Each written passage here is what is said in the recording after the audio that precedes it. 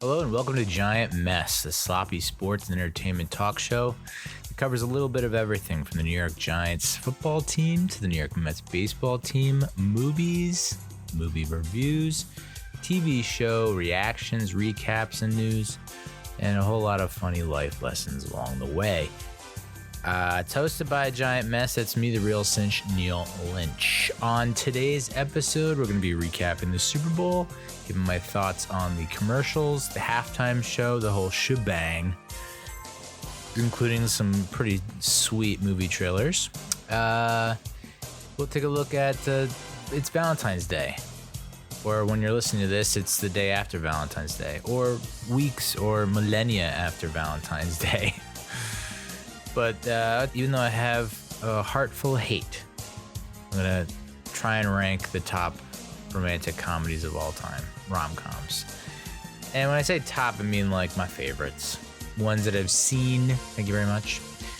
And then we'll take a look at some life stories that happened over the past week. My dinner date with my daughter at Applebee's. Yes, that Applebee's. Grocery shopping for Super Bowl food ingredients at Wegmans, a local grocery store, and group chats, y'all. Do you love them? Do you hate them? I'll give you a couple of a rundown of the group chats that I'm in, along with what I feel for each one. So with that, let's get started. I'm a huge Giants fan. Who was I rooting for in Super Bowl 57? Chiefs, Eagles. It's a tough one. I friggin' hate the Eagles, dude. I'm the dude. I am Lebowski. Okay? I hate the effing Eagles, man. I just do. I was at work today and I was listening to like mellow rock or something like that, like classic rock hits or feel good classic hits, something like that. And there was a song that came on and I was like, I went to go like it.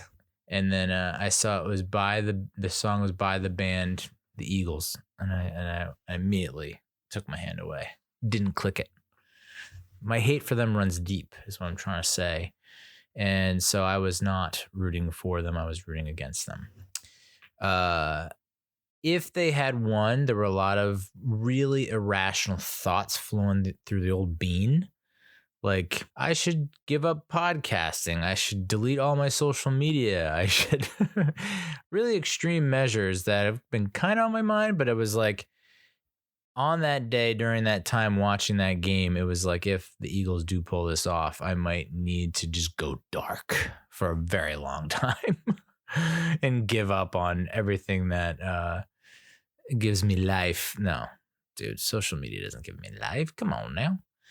So, yeah, the fact that that Philly lost was huge for just my overall well-being in general.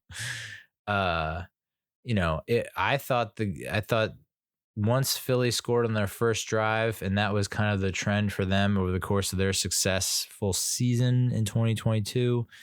It's like, oh, this feels like it's going to get out of hand quick. And like, this feels like a blowout and it's just going to be Philly dominating all game. And I mean, they were up by 10 at half, but then it was remarkable what Kansas City's offense was able to do to that defense. And I don't know that the Kansas City defense really came up that huge. Yes, they had a defensive touchdown, but that was mostly just Jalen Hurts not holding on the ball. I don't think that was anything special that the defender did on the play, just made a hit and it came loose. Not like a strip sack or anything like that, I don't think. So the Eagles defense was the biggest, shocker, surprise of everything that happened during the game, because this is a team that came in with leading the league in sacks with 70, outpacing the number 2 team, the Chiefs, by a whole 15 sacks, which is crazy. And their secondary getting a lot of love because they have Darius Slay on the one side, they have James Bradbury on the other side, 2 Pro Bowlers, 1 an All-Pro.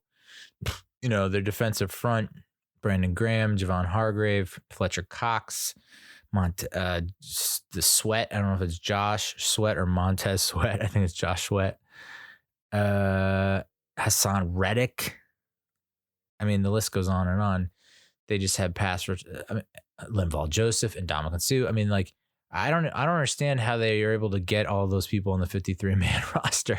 It's just like, I feel like I just named all 53. But yeah, I mean, I just, it sucks watching Philadelphia back in this position again, like 5 years apart. And thinking like, oh my God, like I'm already at such a disadvantage when I talk to my friends that are Eagles fans. Like if they win this, I honestly, I just have to delete myself from everywhere, except real life. Okay. Don't worry. So yeah, I seeing Devontae Smith, Byrne, and Cook guys, seeing Jalen Hurts being able to escape and make plays and make deep throws, even though his shoulder is supposedly hurt. That was tough. That first half was tough. And I was just like, I was contemplating a lot at halftime. Like I had to put down my daughter, not like euthanasia. Is that what it's called? Assisted suicide? No, I didn't put her down that way. You know, she wasn't a horse after breaking her leg. Okay. She was an old yeller. Spoiler alert. So no, I had, I still don't understand why Super Bowls are on Sunday. And now they're talking about, hey, like, let's make Super Bowl Monday an official holiday. I was like, why don't you just move the effing game to Saturday? You give someone a whole day to recover from the Super Bowl hangover. And then Monday, is basically like a Tuesday, or it used to be a Tuesday. I don't know. So yeah, I had to put her down to sleep. Because at that point it was 8 something, right around 8. So it's like I usually try to get her in the bath before 8 and then in bed before 9. Doesn't always work. So yeah, I completely missed Rihanna's halftime show. If you were tuning into this cast to hear my brain farts about Rihanna and her baby bump, sorry to disappoint.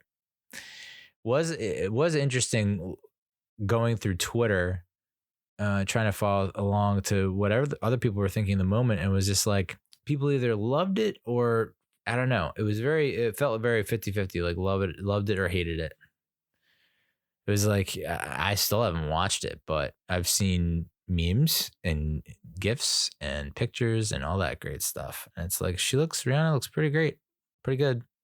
I mean, the outfits are ridiculous. Outfits so ridiculous, ludicrous. So I don't know. That people were disappointed that there was no special guest.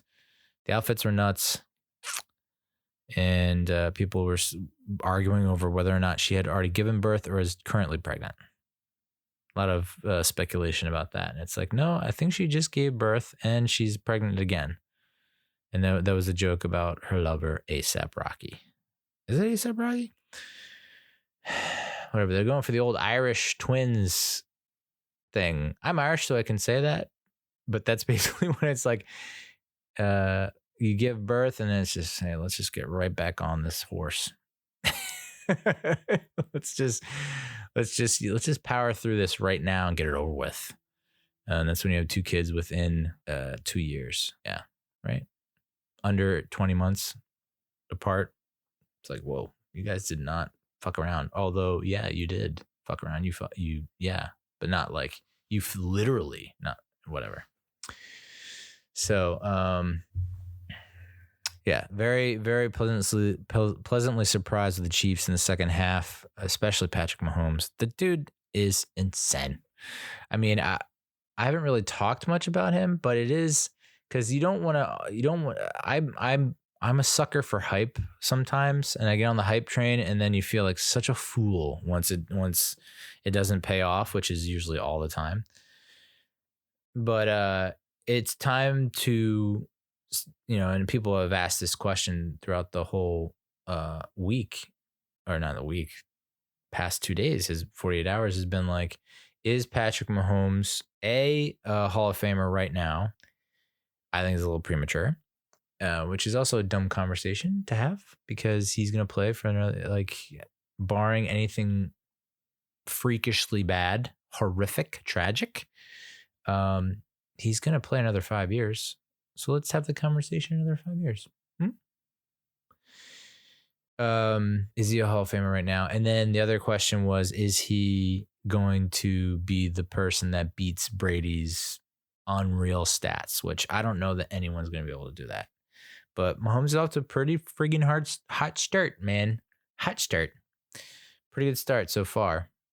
Oh, he's only been in the league 5 years, which is one more than Daniel Jones, which is like, that just like does not compute. So, meanwhile, like since Brady was retired, I don't think anyone has crazier statistics than Tom Brady.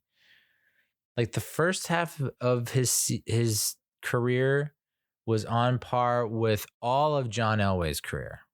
Okay.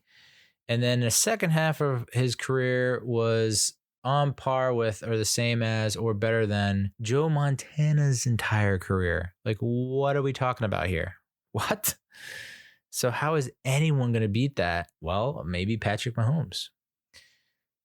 Like I said, he's been in the league 5 years. He's been to 5 conference championships. He's been to 3 Super Bowls and won 2 of them and has 2 NFL MVP awards and 2 Super Bowl MVP awards. Oh my God, dude. I mean, and people are talking about, that's all the question every question was about. Like, is this a dynasty? Do you think this is a dynasty? Dynasty. It's just like, interesting question because I think a lot of people would say no. I mean, I know part of my take was saying that it would have to be 4 Super Bowl wins in 8 years for it to be a dynasty. I think that's incorrect. I think if you win, like the Cowboys were considered a dynasty in the early to mid 90s. I mean, that was 3 Super Bowl wins in, I guess it maybe started in 88 or 89 to 96, 97. Yeah, I mean, if you win 3 Super Bowls in under 10 years, I think that's a dynasty. Or maybe it's a mini dynasty. Well, I guess it also, if you win 3 Super Bowls in 10 years or in under 10 seasons, so 3 and 9 or 3 and 10 seasons, and you went to the playoffs all of those seasons, yeah, that's a dynasty. And you didn't get bounced one and done in the first round of those playoffs and any of those playoffs, how is that not a dynasty? I mean, I don't know. 4 is like very rarefied air, but I guess that's the whole point of saying the word dynasty. Like I think if you asked a lot of people, it would be the 49ers are the dynasty of the 80s because they won 4, right? 81, 88, 89, 84. Whew. My memory is pretty bad. But yeah, I would say the Chiefs are a dynasty. Or, I mean, if they're not, next year they'll be a dynasty. It's just like, it's only a matter of time before it's a guarantee. Put a future on it. They're going to be called a dynasty. Because they still have, you can see people were freaking out that they weren't going to be the same because they lost Tyreek Hill. And they go and win a Super Bowl anyway. So, I mean, it's just crazy. I guess some people were saying if Andy Reid retires, like then it might get a little wonky, wobbly, especially because Eric Bieniemy is the media's hottest #1 coordinator to get a head coaching position. And Spags, I don't know. I mean, Spagnuolo has been down that road, the head coaching road before. Didn't work out. Does he want to get back into it, or does he want to say like, I can make a lot of money as a defensive coordinator with like half the stress of a head coach? Like that's. To me, I've been thinking about it. I was like, if I did pursue a football coaching position, like I wouldn't, like my grandfather, I was reading his obituary. I don't know why. And, he's talking about his accomplishments and achievements as a coach. And he was not a head football coach. He was an offensive line coach. And I was like, I think I would like to be a quarterbacks coach / offensive coordinator. And if I could be the best of that, I think I'm fine with that. Because like the idea of being a head coach sounds like awful. Probably one of the most stressful jobs that you can have because the amount of hours that they pour into these jobs sacrificing time with their family and their loved ones, and like, no. Like, and I don't think the coordinators are doing that. I don't know. You never hear about the coordinators like pulling overnights and sleeping at the office. Like, it's always the head coach for some reason. Why is that? But I guess, I'd be OC, because it's also like I'm just the mastermind, the guy behind the curtain. Pay no attention to me. I'm just down up some certified bona fide triple platinum plays up in this bitch. So yeah, that's where I would want to be. So I don't know. I mean, if all your coaches leave, people say, I think coaching matters in the NFL. I mean, look at friggin' Brian Daboll. He won the NFL coach of the year at the NFL Honors Award, which it wasn't even a question for me. And a lot of Giants fans, it was like, yeah, duh, he's the guy. But apparently there was some mystery around the league and around nationally outside of these parts. So yeah, coaching matters. If Reed retires, Bieniemy leaves, Spagnuolo leaves, who's going to step up? Like, I don't know. They kind of lucked out with Reed when they hired Reed, because I don't think, if you on paper look at, because I looked at his career with the Eagles and I was like, still kind of interesting that they fired him after one really bad season. So I don't know. I guess in that case, you start missing some playoff games. You don't make it to the playoffs. You don't go back to the Super Bowl. You don't win it again. Is it a dynasty? No. I mean, look at the Giants. I mean, they didn't go to 3 Super Bowls, but the Giants could have been considered a dynasty in the 80s, I think. I mean, they made the playoffs in more than half the years, right? Or no, 81, 84, 85, 86, 89. So more times than not. So more than 5 out of 10 year seasons they're in the playoffs. I guess it wasn't the same exact team all those years, but there were like 2 or 3 groups of players that were pretty consistent with throughout that whole time. LT and Phil Simms, obviously, but maybe not so much Harry Carson, Carl Banks. There were just a bunch of guys that were there for a very long time that if they had won more and more Super Bowl in that time frame, 3 Super Bowls, hell yeah. And I would say, if you look at the greatest teams of the 80s, you have to think the Giants are up there. I mean, 49ers won, they're the dynasty, but then in the 80s, like, the Bears aren't a dynasty. They had one unbelievable season and then 2 or 3 okay, like good to okay seasons. 2, like, I wouldn't say the Raiders, no. I mean, the R words, I would have put them below. I would put them below the Giants. But it is interesting because I think they win in 82 and in 87. The 2 strike years, is that right? Wow. Friggin' Washington. Yeah, I'm putting them below the Giants for teams of the 80s, greatest teams of the 80s, for sure.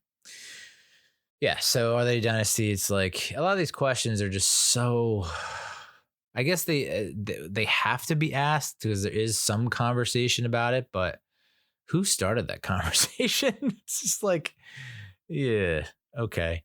But and also Chad Henne, dude has multiple Super Bowl rings and has been a perennial backup. Hasn't really started outside of some games, maybe one season for the Dolphins, maybe.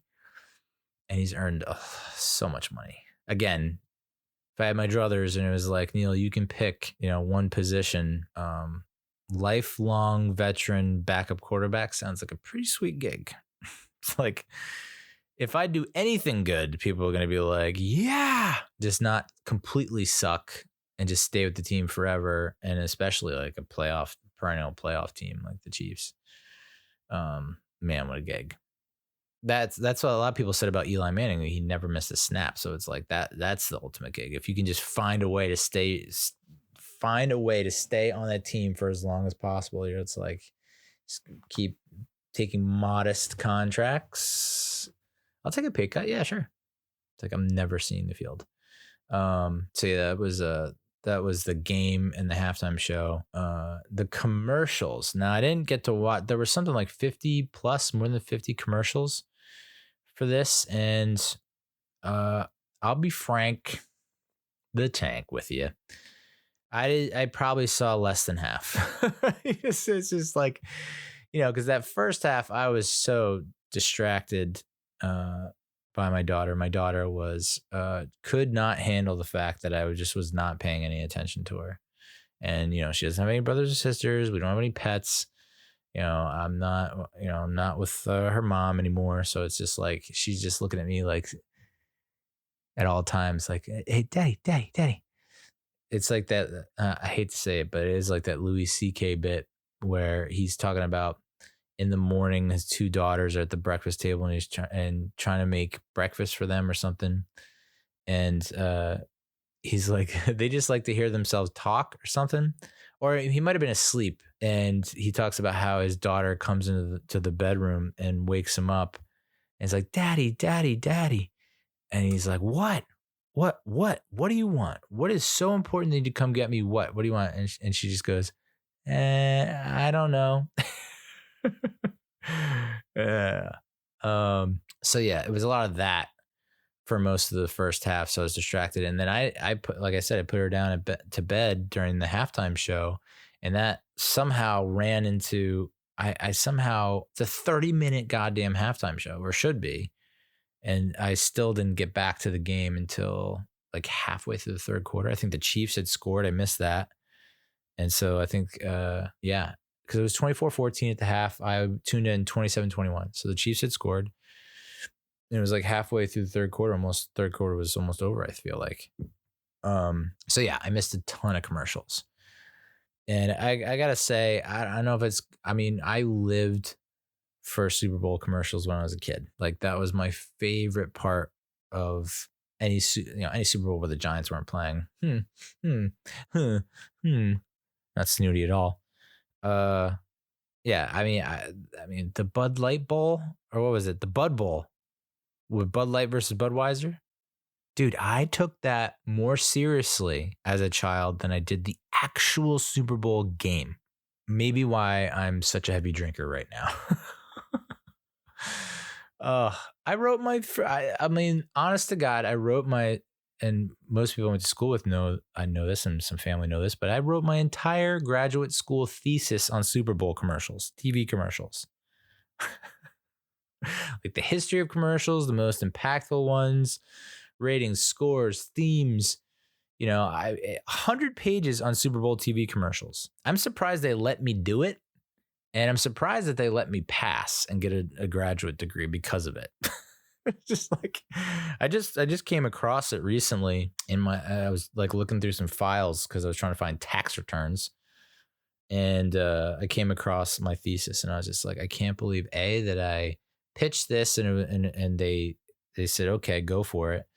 B, that I actually wrote it all, 100 pages worth.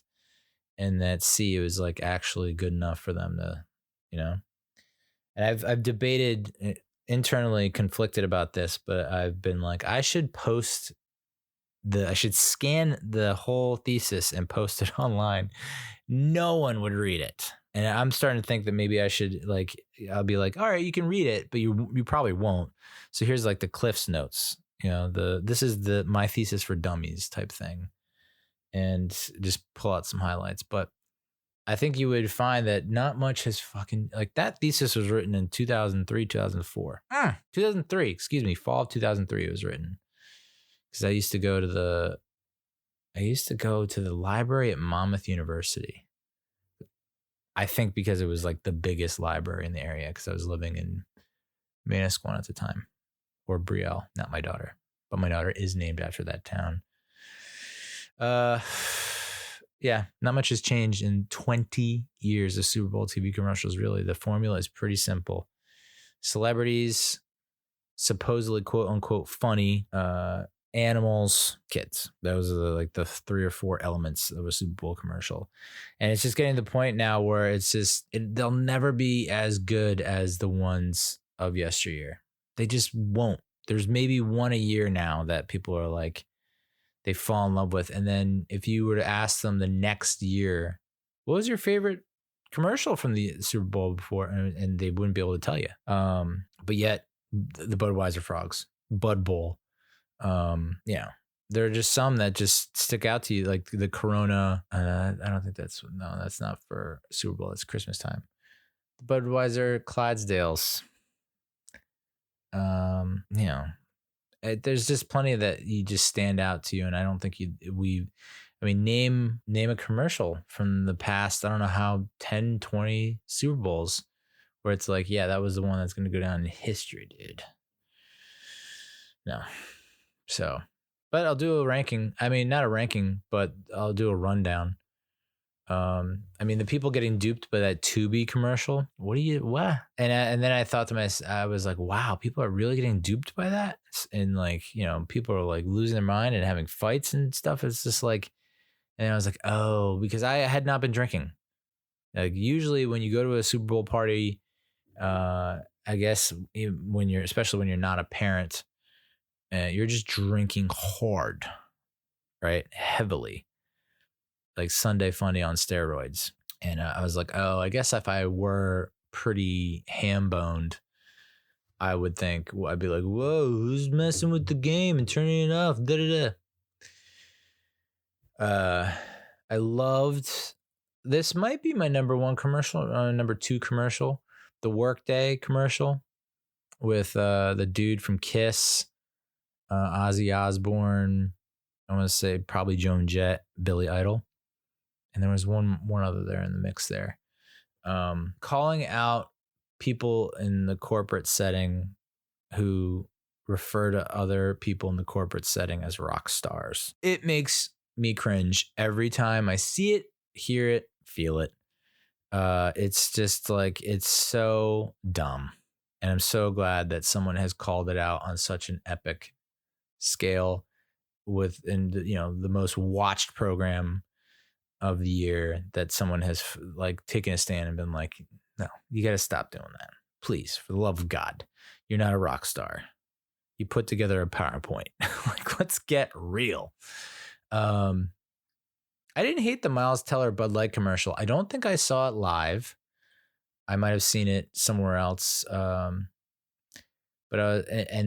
I'm very like, I talked about this when I talked about Top Gun Maverick. It is, man, what a journey me and Miles Teller have been on, huh? Like, I detested that dude for a very long time. And then he just kept growing on me and growing on me and growing me until Top Gun Maverick. And I was like, all right, I think I like him. And then, and this commercial was just like very simple, very nicely executed.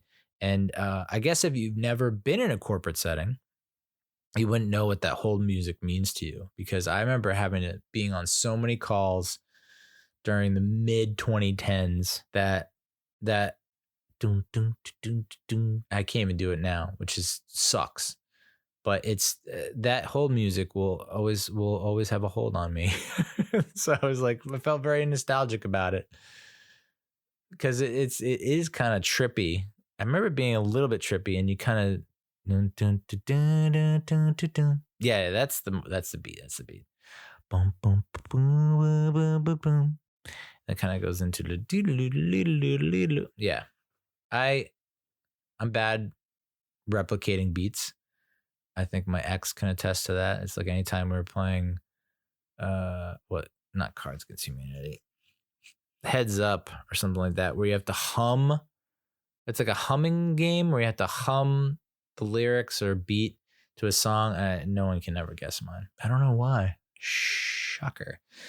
I like that Alicia Silverstone Clueless commercial. Mostly, it was nostalgia for me. Clueless was like, I didn't go a day in my sophomore year without watching Clueless. It was just amazing. Sophomore year in high school. And even though it's kind of messed up, a little bit, the romance is kind of messed up. And Elisa Donovan can still get it. Very attractive. And I couldn't remember who it was for. It turns out it was Rakuten, which I think is either a streaming service or an app where you can buy cheap clothes. I'm not sure. Binky Dad, it was some stupid car company. Binky Dad was stupid and dumb. I hated it. The Google Fixed on Pixel ad where it had Amy Schumer, Giannis, the Greek Freak, and there was one more. Maybe it was Serena Williams. Can't remember. Okay. But they were taking out the best parts of in the commercial when they were using that feature, the Fixed on Pixel feature. It's like, you just took out the best parts of the picture. Like the dude in the banana hammock on the beach, like the kid licking the window, like the guy taking a dump all of it, or the dog taking a dump in the background. Like, those are what make pictures priceless, worth way more than 1,000 words. So I disagree, Google, and screw you for canning one of my best friends. Not cool. I did like the General Motors and Netflix collabo commercial with Will Ferrell. I mean, how do you not like anything that Will Ferrell's in? I guess Holmes and Watson is something that you cannot like, but he's pretty much a consistent over 300 hitter. And so they're collaborating for EVs, electric vehicles on screen, which it felt like every car commercial was emphasizing and highlighting, like, we're all going electric. So for everyone is like, gas forever. Like, we're just, so you know, in about less than 7 years, or in 7 to 8 years, you won't be able to buy a new car that's not electric. But I did appreciate that Will Ferrell as Dusty in Stranger Things, getting bit by a zombie, being in Bridgerton, all of it was very nice. The Doritos Jack Harlow commercial was whatever, dude. I mean, I've probably heard his music, but I didn't know it's him, kind of thing. And so I don't know if I am a huge fan or not. Probably not, considering I don't know if it's his music. But he's like getting into acting more. Like, I think he's in the remake of White Man Can't Jump, which is getting panned hard. And then he's acting in the commercial was good. It's just a stupid, dumb commercial. It's like, okay, triangles. And then there's a like appearance by Elton John at the end of it. And my face, nothing about me changed. My face didn't change. My disposition didn't change. Like, nothing changed. I was just like, okay, Elton John, cool. I'm not eating any more Doritos unless I'm hammered. So, the Blue Mood ad was weird. It was like, I didn't. So you're just going to mention Miller Lite and Coors Light for pretty much the majority of your commercial and then throw a Blue Moon pint up there, and that's supposed to make me want Blue Moon because Coors Light and Miller Lite fight each other too much. I was expecting more of a. I was like, didn't know what to expect, and then I was like, I was not hoping that it was going to be here's just a beer. Like, okay. So that might, I don't know. I thought that was probably one of the worst. The Pepsi Zero ads with Ben Stiller and Steve Martin were, those are just classic examples of a very formulaic Super Bowl commercial where it's like they're leaning on you. I like Ben Stiller and I like Steve Martin, but it was just like, all right, that must be a nice check for you guys. Cheap Electric Boogie was so dumb. That felt like a commercial from like the mid 90s. It really did. It was, except it's for an electric car. That's it. It's like you could have made this in any year, and with the CGI that they had, the special effects, it was like it felt like, yeah, maybe you did use technology from the 90s for this. I got to give props, and this is probably, I guess this is my number one commercial.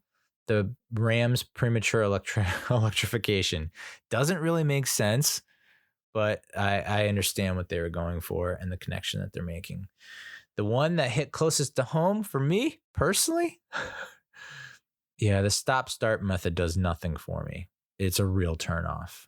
I hate it. And I was just like, all right, I'm doomed. I'm doomed to fly solo for the rest of this mission, bruh. This mission being life. The T-Mobile commercials or whatever. I mean, it was cool seeing Bradley Cooper and his mom interact, but it was like, this is, it's just more cute than funny. And then the other T-Mobile commercial was John Travolta with the Scrubs dudes. I forget their name. Donald Faison and the dude from Garden State, Zach Braff. And it's just like, I mean, those guys are awesome together. Like Scrubs is an ultimate, like, turn off your brain and watch. You could watch for hours type show. And I love those guys. I'm not in love with John Travolta, and I just saw Grease for the first time ever. So, didn't really do anything for me. The Hellman's commercial was just like, what? And isn't Hellman's going out of business? Didn't they just declare bankruptcy or something? Is it Hellman's or is it another mayonnaise? I thought there was a mayonnaise that was like, nah, we're done. It's like, whoa, you are like the top brand in mayonnaise. How are you just done? John Hamm and Brie Larson in the fridge. And then Pete Davidson opens the fridge and then is like, I'm eating you. I'm like, all right, cool. Apparently, like Taco Bell, that Taco Bell commercial with Pete Davidson, like since that has been airing, the Taco Bell breakfast options, because that's what the commercial is about, like have skyrocketed. Sales have skyrocketed for Taco Bell breakfast because he was in that commercial. Commercial that is it's just not funny, dude. But it doesn't matter. He's got that BDE, so who cares if you're funny or not? Michelob Ultra kind of going all in on the Caddyshack theme with their two commercials. Brian Cox, Serena Williams, Tony Romo as Bill Murray's character, the groundskeeper. And I guess the guy who played Danny in the Caddyshack made a cameo. I don't know. The funniest part of those two commercials was, I think, the one that was in conjunction with Netflix. That was like, why did the woman, I forget who it is, I think it's Alex Morgan. She's like, why do golfers talk to themselves in the second person or refer to themselves in the second or third person? And then Ricky Fowler's right next to her and goes, yeah, Ricky Fowler doesn't do that. That was the best part of those two commercials. Uber One hit for Uber One with Diddy was like so close to being good. And there's just like a lot of cameos and like he said it. Diddy takes hits from the 80s. Yeah. But do they sound so crazy? Yeah. So I understand what they were going for, but it just missed the mark. Pringles Best of Us, I think, is one of the better ones. I would put that up in the top 3. I think top 5, top 3. It's where the guy gets the hand stuck in, the kid gets his hand stuck in the Pringles can. The grandpa's like, your life's not over, bub. Like, there have been plenty of people who have, gotten their hand caught in a Pringles can. Judges, doctors, grounds crew, So maybe not top 3, but definitely one of the better ones of the evening. Because it was like, didn't have to rely on celebrities for the sake of just having a celebrity. I think that's what pissed me off so much, is just like, why can't you just have a celebrity that actually does something that's funny and memorable, as opposed to what I'm seeing with these celebrities, which is just like, just kind of mailing it in, huh? Heineken 0.0, whatever their alcohol-free beer is, and Marvel's Ant-Man and the Wasp: Quantumania. Shrinking and drinking. Okay, whatever. Didn't really move the needle for me. The trailer, so I guess I'll get to trailers later, right? I'll skip that one. The TurboTax Dancer is like, whatever. I saw some people saying, oh, that was my favorite. I was like, okay. Dexcom Feels Like Magic by one of the Jonas Brothers was just like, is this a Super Bowl commercial? It feels like I've somehow got switched to like watching Cheaters on the CW after hours, 2 a.m. Avocados from Mexico. I don't understand why there are commercials for avocado during the Super Bowl. What a tremendous waste of money, dude, we're eating avocados. Like, as we're watching this, we're eating avocados. You're saying we should go out and buy more avocados? Can you imagine being in a Super Bowl party, seeing that commercial and be like, oh my God, I forgot the avocados? It's impossible. No one forgets the avocados. There are some things you forget, not avocados. I don't understand why they advertise in the Super Bowl. I really don't. Downey. This one was the most, I don't want to say most disappointing, but it was just disappointing. I think I expected more, where it's like Danny McBride, who I love, is like, I wash my clothes with Downey, and since I smelled it, I've been obsessed with it, and I'm changing my name to Downey McBride. Okay, all right. And then they have a great song playing, and like you see him kind of spreading the gospel, right, on this 4-wheeler, throwing it out to people in the street and making comments, and it was just like, it wasn't quite the Will Ferrell, EV General Motors and Netflix collabo. Wasn't exactly that. It's a few notches below that. The Singularity from Squarespace featuring Adam Driver. I thought that was an interesting approach, and certainly memorable, and at least more amusing than most of the entries here. The Maya Rudolph Ma and Yaz, where it's like clams inside the chocolate coated clam chew bites. I don't want to say A for effort, but it was like, you're trying to do something different and you're trying to do something weird. It just could have been better. I'm gonna say that. I like the idea, like it just feels half baked. And then I'm telling you, Snoop Dogg, Skechers, okay, has had their fair share of spokesmen, but I've never watched a commercial for Skechers and been like, I think I need to pick up a pair of Skechers. Until this Snoop Dogg commercial for Skechers. The slip-ons, Snoop Dogg could sell anything, dude. It's crazy. He can sell anything. He made those Skechers slip-ons look so freaking dope. It was out of control. So even though it wasn't funny, I would put the Snoop Dogg Skechers commercial top 5 for sure. Definitely, dude. And then if I didn't mention the commercials that you liked, it's probably because I didn't see them. Like, I didn't see the Ben Affleck one for Dunkin' Donuts, which I heard was great. The Busch Light one with Sarah McLachlan, I kind of watched the end of it, I think. So I watched the punchline without the setup. So maybe that's why my opinion of it isn't as high, but people are calling it a masterpiece. And I was just like, what? Come on. Really? So, yeah, there were a few others that I just straight up missed and I didn't see. So they didn't make the cut. Sorry. Yeah, so that was the Super Bowl. I mean, Terry Bradshaw, I can't believe that guy is still on camera. I just can't believe it. Every time I watch him do highlights or have to hear him do like narrate highlights during the halftime show, I'm just like, you can't. It's just so awful, so bad every time. There was a period where I was convinced, like, okay, they're doing this because they think it's funny. Like, they think like it'll definitely like keep people watching, and it's enragement. Like, people are just so upset that they have to they're in disbelief that what they're hearing. But I just don't understand. He just retire, my man, right off in the sunset. Michael Irvin got in trouble. You know, he apparently got drunk and started flirting with a lady who worked at the hotel where Michael Irvin was staying.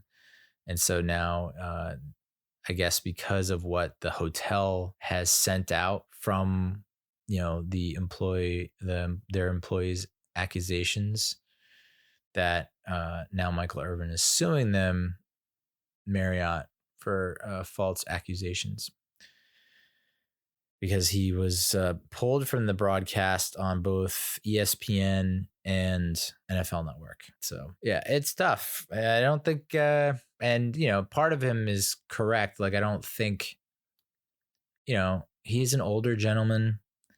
I'm assuming that the employee is much younger, and I just don't think there's like, it's a different time, different generation, different climate, different environment. It's just basically like, a lot of that stuff just doesn't fly this anymore. Not to say that it's right or wrong. I don't even know what he actually did. Apparently there's video of it that will clear everything up because he doesn't remember because he was out drinking. So it's like, but if he's suing for that much money, that's like either very big Hail Mary desperation, thought, attempt, throw, or, even though he doesn't remember, he's like that adamant about it and wants to, really put the kibosh on this because he might get, I don't know, maybe he'll get fired from both ESPN and NFL Network. And then Brett Favre is suing Pat McAfee and Shannon Sharp for defamation over what he's been doing with, I guess, a charity down there in Mississippi. Is it Mississippi? It might be somewhere else. Louisiana. Oof. So a lot of people that are not happy about what people are saying about them. And my God, wouldn't it be so sweet to get 6 figs out of that? But yeah, most of what people say about me is true, I guess. A little too true. Maybe dial it back a little bit. My God, I hate Nick Sirianni so much. I hate him so much. I think that's who I was rooting against the most. I mean, listen, I don't like pretty much all the Philadelphia Eagles players, some more than others, but Sirianni takes the cake, man. Just in terms of people that I wish would just screw right off this planet and in this universe. Just go the scenic route through space. So it was very good. It was that made me the most happy. Like I stayed up for probably like a good hour or so after the Super Bowl was over, just trying to I couldn't go to sleep because I was so excited the Eagles lost. It was just like, I just couldn't stop scrolling through feeds and just like listening to post game interviews and just like.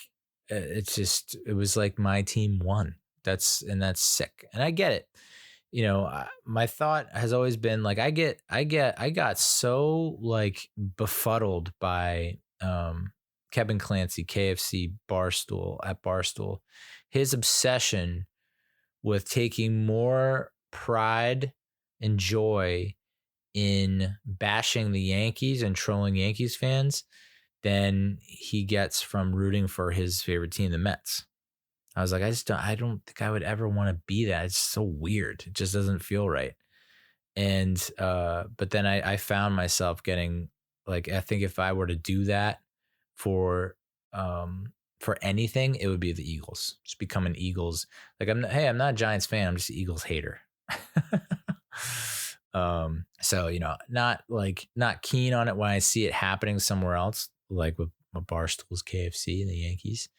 But it was just, I couldn't not fully embrace that part of me. But yeah, Nick Sirianni, what an a-hole. Saquon finished third in the Comeback Player of the Year award. We mentioned how Brian Daboll won the Coach of the Year award. I didn't really have any doubt. But Saquon finishing third, I had money on him, a future on him to win. And I was like, third? Who did he get beat out by? And it was Geno Smith was the winner. And I was like, I guess that makes sense. But when I think Comeback Player of the Year, I always associate it with suffered a bad injury the year before or something like that, and then came back and was, whatever.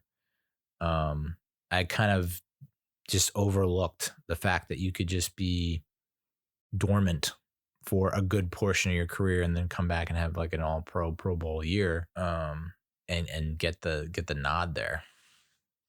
I don't even know who finished second.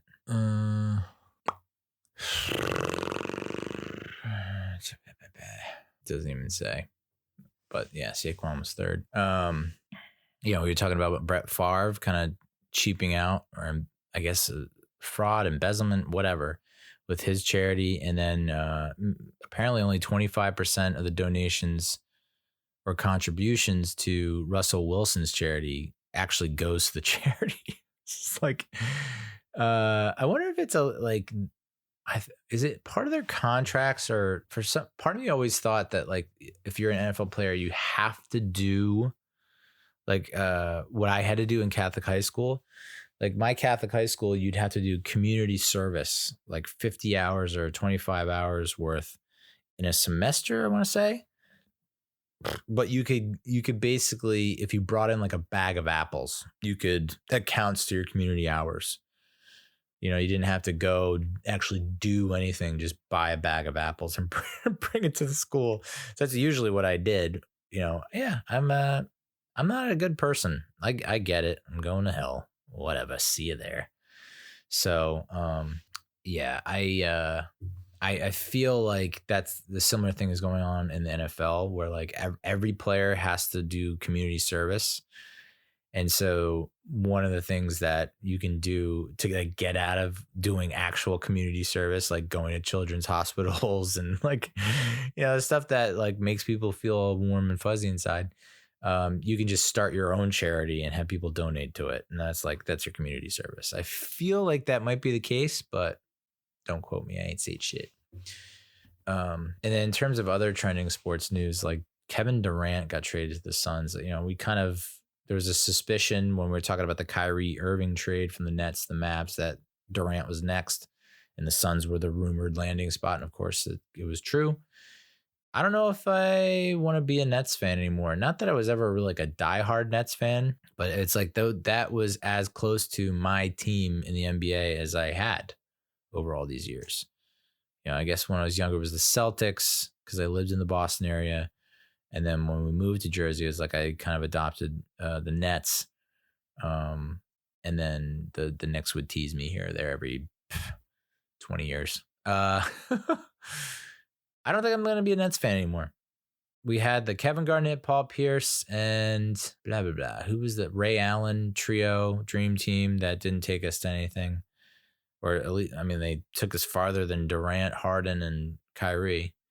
That's for sure. But yeah. And maybe that's the approach here is like, we're going to collect so many picks, draft picks from these trades, and we're going to not have to pay them out the ass like we had to do with the first dream team and the first trio and the second trio, like where we had to play like, you know, max contracts or entertain max contracts.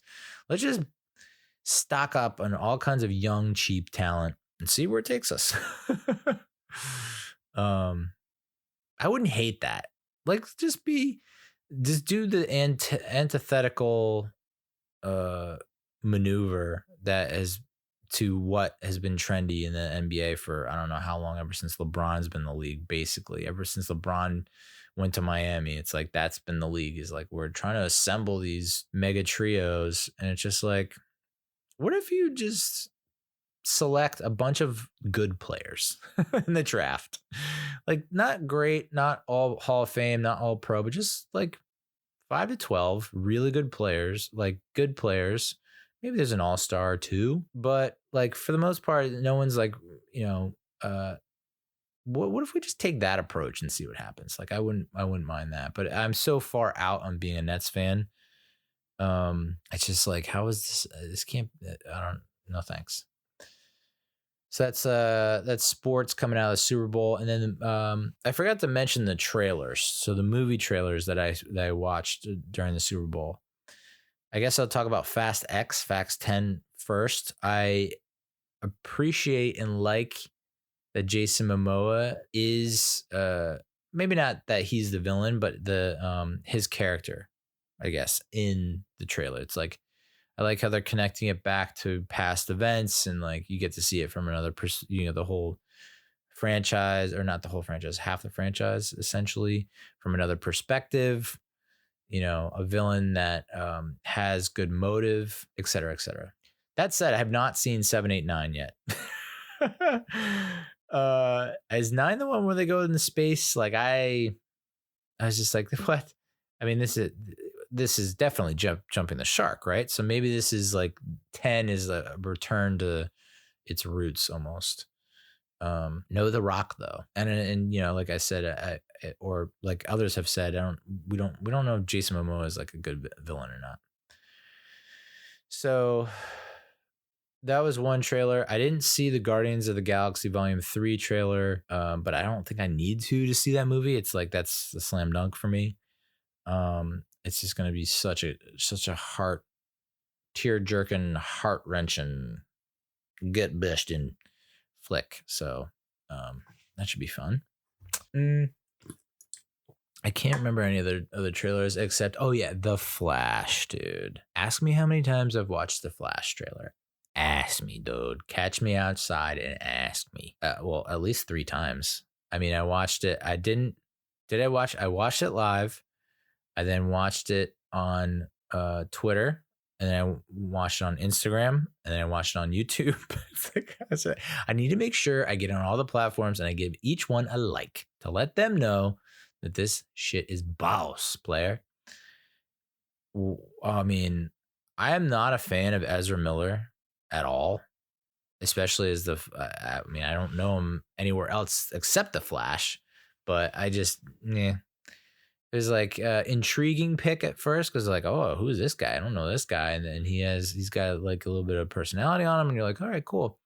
And maybe this movie will redeem him, but it's like, or maybe it's just a nice way to send him off. Although I was looking at upcoming movies on IMDb and I was like, I want to see how far I can scroll. And I scrolled to like 2026, end of 2026, I think, before it just stopped. And I think the Flash sequel is in the mix there, untitled Flash sequel. So, but I mean, I knew there were rumors about the Ben Affleck and Michael Keaton appearing in the movie, but there was also this speculation that Michael Keaton was like they didn't make the most of him. And from this trailer, unless this is completely fucking misleading and erroneous, in which case I will lose my mind, it looks like he has a pretty significant role in this movie. And there was also some rumors about, well, will Christian Bale return? And people were like, nah, there's no way. Nolan's universe doesn't mesh well with this multiverse. It just doesn't make sense, or it's I don't see it as a fit. But they showed the Bat Cycle from the Nolan trilogy with a Batman on it wearing the Batman costume from the Nolan trilogy. So I kind of wish they didn't show that in the trailer to like leave it up to question, because it's like they immediately dispelled the rumors about Keaton and not dispelled, confirmed / dispel, at least for Keaton. They like, okay, so those are confirmed.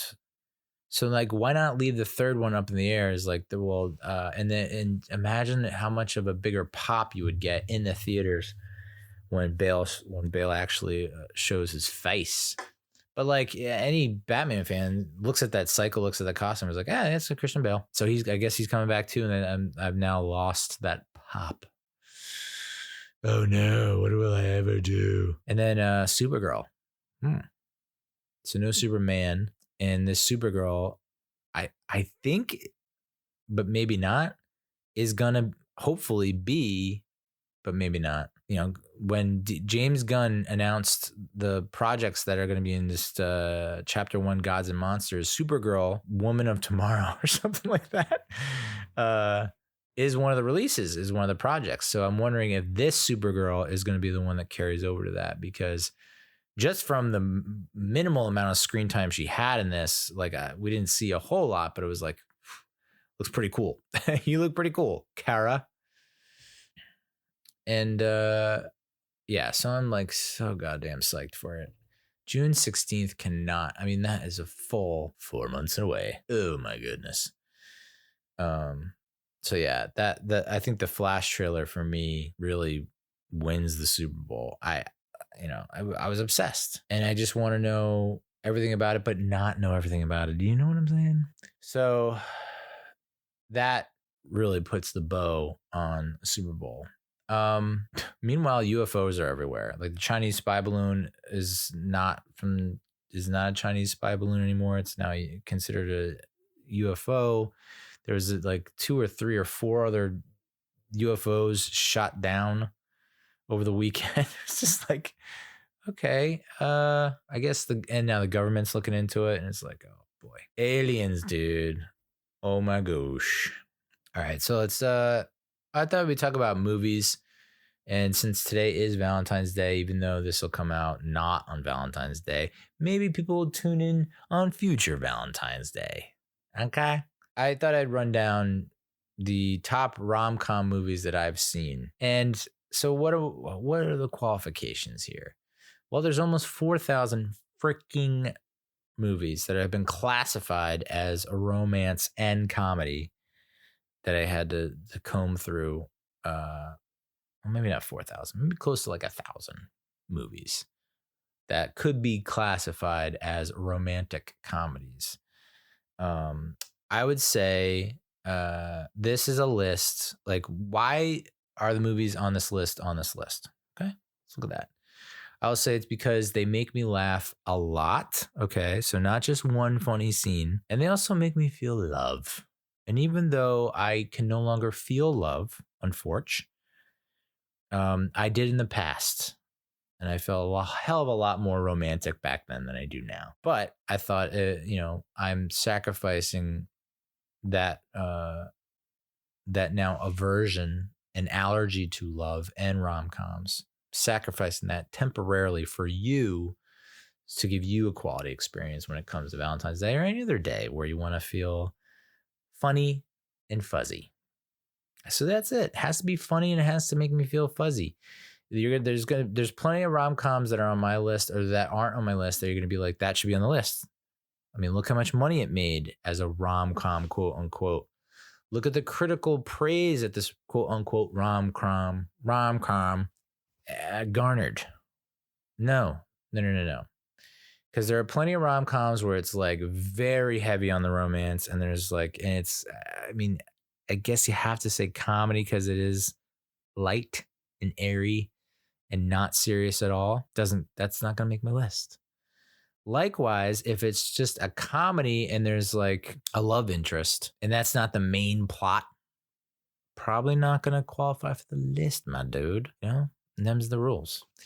Now, I do have to say right off the bat, a warning. I have not seen pretty much any romantic comedies, any rom-coms whatsoever before 1980.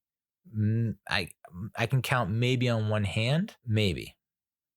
So any movies, any rom-coms from that era before 1980, its odds are not going to be on the list. Definitely not going to be on the list. And that's, it sucks because I could go back and yeah, I could watch those rom-coms and I could say, but I would have to like do a Men in Black neuralizer before I see every movie. Because now once you get to the 80s, 90s, 2000s, a ton of remakes of those originals where like they weren't as good, but now I have it in my head, I know what it is, and then I'm going to watch the first and be like, well, this is just, or there are plenty of other movies that are like loosely derived from or heavily influenced by a movie that was its predecessor that actually set the precedent. You know what I'm saying? So I feel bad, but it's just a product of like, when I was born, when I was raised, my time. So I'm not really able to rank them. I have a ranking here, and maybe I'll just say my top 5. I'll say my top 5. There's a ton on this list that I've seen that I would consider. So I'll do top 5. And you could even argue with these being rom-coms. Well, maybe just one. I would say just one you might not think of as a rom-com. Number 5, I have, I shouldn't even say 5 because it's a tie for 4th place. I'd say 4A, 4B, interchangeable. You can swap them back and forth. But The Wedding Singer, 1998. The critics' consensus was it's decidedly uneven and surprisingly sappy for an early Adam Sandler comedy. But The Wedding Singer is also sweet, funny, and beguiling. Adam Sandler, Drew Barrymore, Christine Taylor, Alan Covert.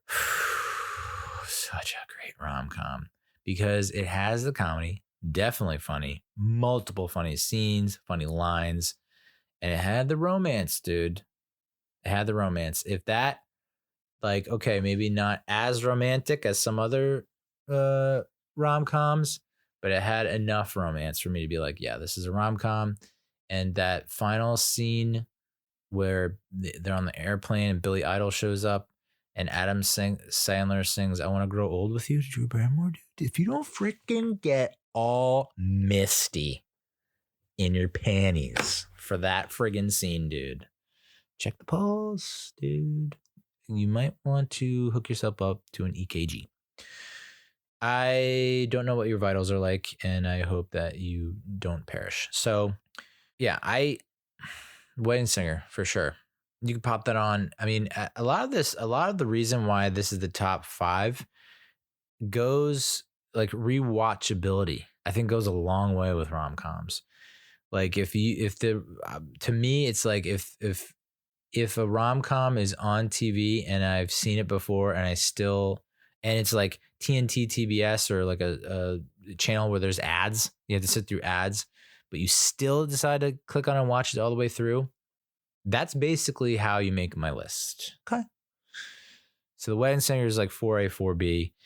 The other part of that 4A, 4B is another Adam Sandler rom-com, 50 First Dates. Henry Roth is a man afraid of commitment until he meets the beautiful Lucy. They hit it off, and Henry thinks he's finally found the girl of his dreams until discovering she has short-term memory loss and forgets him the next day. Adam Sandler and Drew Barrymore. It's kind of wild that they just didn't get hitched, huh?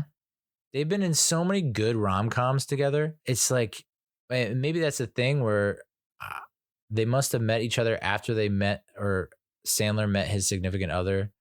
It just like makes too much sense. You know what I'm saying? That's also another great, I probably should have mentioned that a qualifier for romantic comedies in my HO. You know what I'm saying? My honest opinion.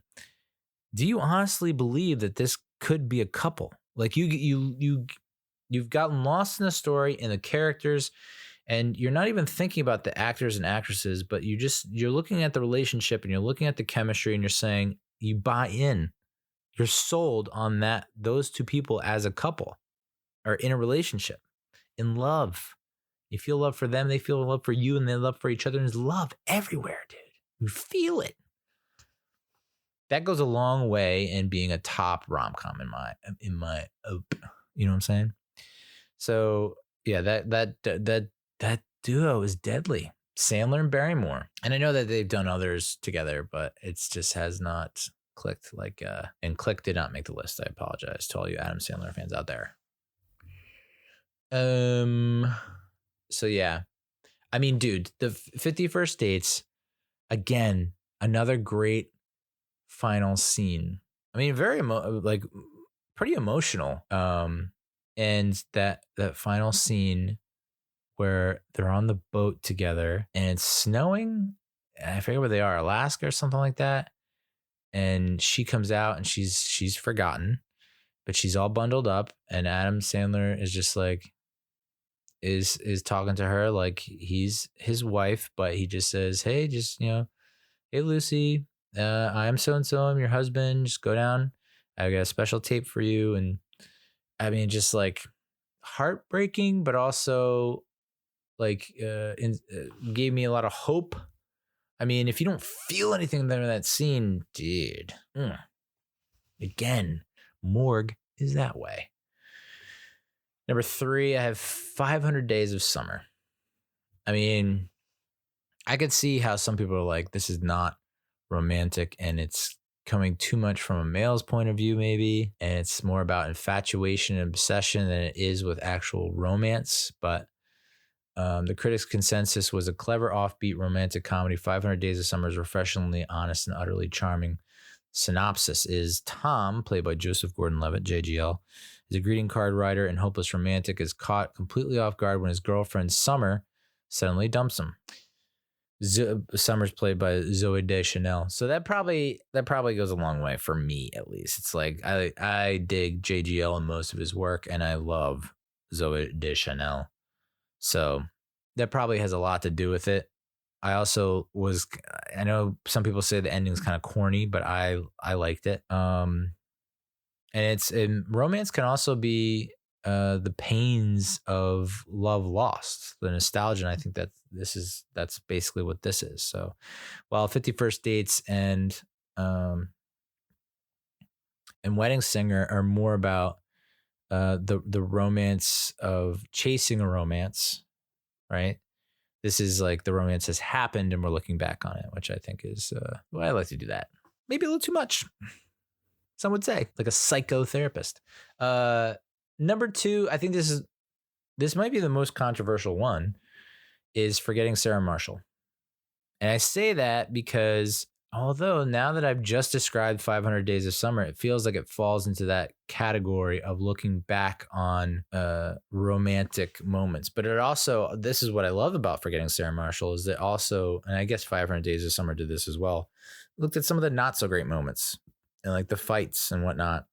And you could see why they might not be a fit for each other. So you have the pain of that mixed with the pleasure of the highs, which you don't get to see in Forgetting Sarah Marshall until, I guess, later in the movie when they're like, when they almost kind of get back together. Spoiler, dude. But this is a movie that I made the reference about rewatchability.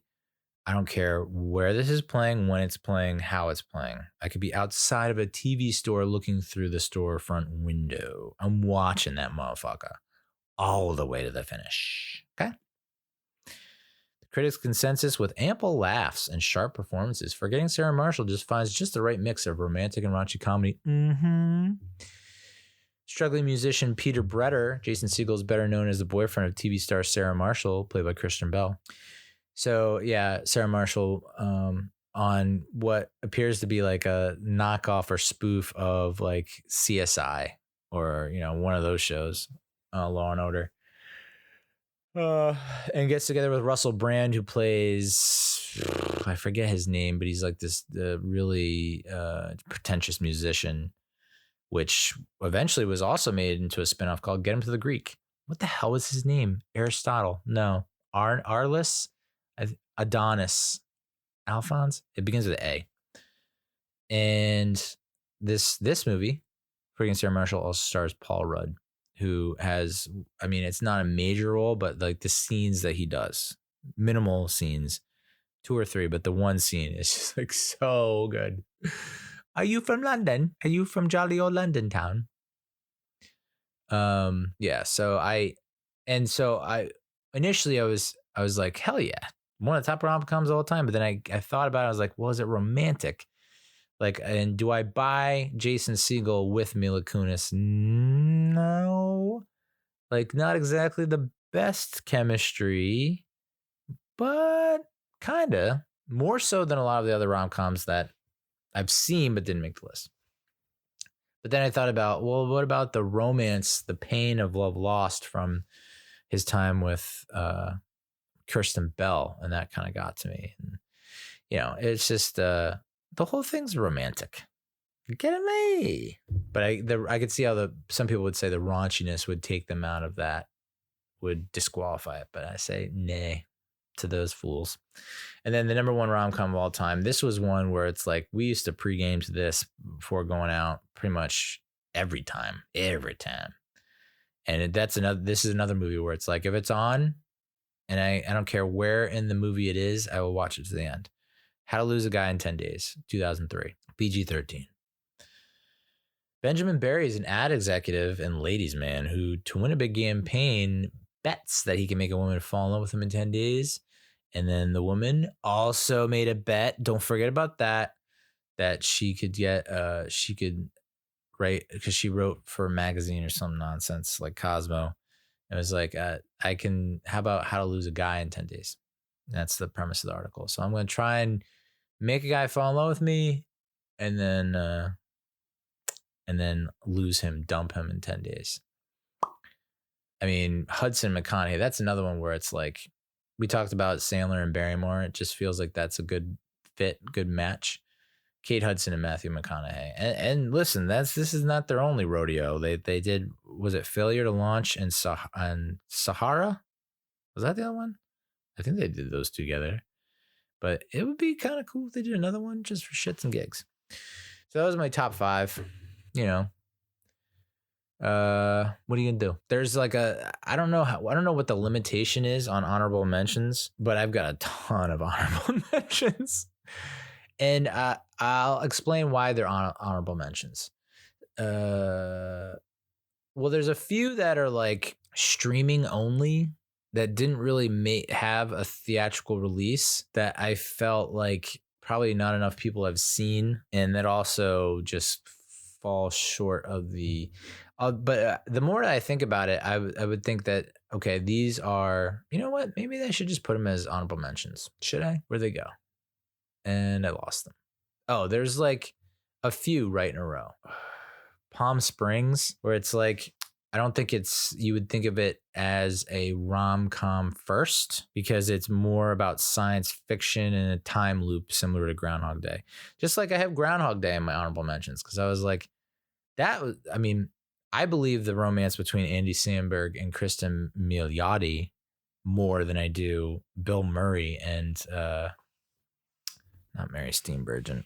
Andy McDowell, holy crap. Like I buy Samberg and Milioti 10 times over Murray and Andy McDowell for sure. Is Groundhog Day funnier than Palm Springs? Hell yes. So more like, but in terms of the having both the romance and the comedy, it would be Palm Springs. So those two I felt a little weird about because I don't think, Groundhog Day, I don't think people think about romance at all, really. And then, Palm Springs. I guess I feel obligated to put Crazy Stupid Love in my honorable mentions. I know that it has kind of a bittersweet meaning to me because it was probably my ex's favorite rom-com, but it was also the movie she watched before she gave birth to Brie, my daughter. So it's kind of like, I feel like I got to throw that in there. There are a couple, like I mentioned, that didn't really get much of a theatrical release, but like are released on streaming. But if we didn't live in these times and ages, would have gotten a theatrical release and probably would have done pretty good at the box office. Plus One from 2019. The critics' consensus says it reinvigorates the rom-com with an entertaining outing elevated by well-matched leads and a story that embraces and transcends genre cliches. Longtime single friends agree to be each other's plus one at every wedding they are invited to. Starring Maya Erskine and Jack Quaid. And I said, like, qualifiers. That's why I feel like I could take it out of honorable mentions and put it in my top 10 list and be completely fine with it. But it's just like, I don't know that's that well known. Plus One. They make such a good couple. Maya Erskine and Jack Quaid. Mwah! So good. And then another one, I Want You Back. I don't think this got a theatrical release, but it's Charlie Day and Jenny Slate, who make such a great couple. And the critics' consensus is with a stellar cast playing well-rounded characters, I Want You Back is the rare rom-com that delivers its romance as capably as its comedy. Peter, played by Charlie Day, and Emma, played by Jenny Slate, are total strangers, but when they meet, one thing instantly bonds: their desire to get back at their exes or make their exes jealous and get back at them. And it's just two phenomenal comedy actors who you could see as a couple, and you buy wholeheartedly 110% that they could be a couple and they'll be a great couple. I mean, again, the scene on the one of the final scenes on the airplane really clinched it for me. I think this next one is, you're going to be like rom-com. And I think you could say that about most Farrelly Brothers movies, Bobby and Peter Farrelly. There's something about Mary. And I guess you could say the same about Judd Apatow. I put in terms of raunchiness, I guess the Farrelly Brothers outdo Judd Apatow, but along the same vein, similar substance style.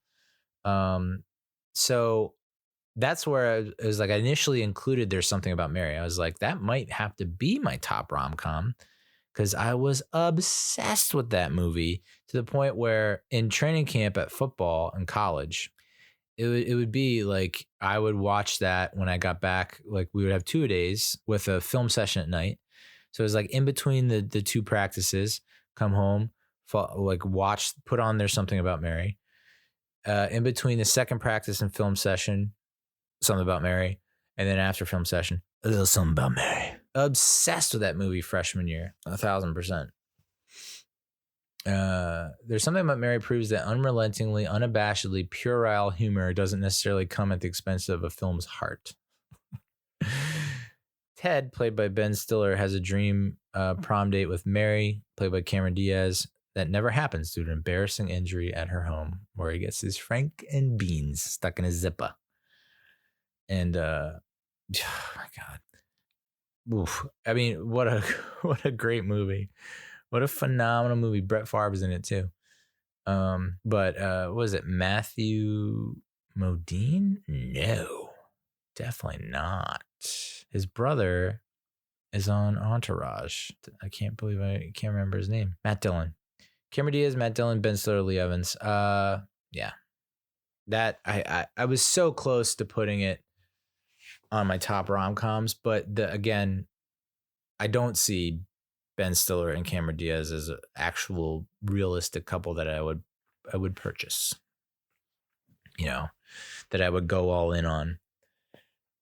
It's just not really believable, and that it never becomes believable. And I think it's just too like, it's not enough romance, but a lot of comedy. So that's why it didn't actually make the list and remains like quasi honorable mention.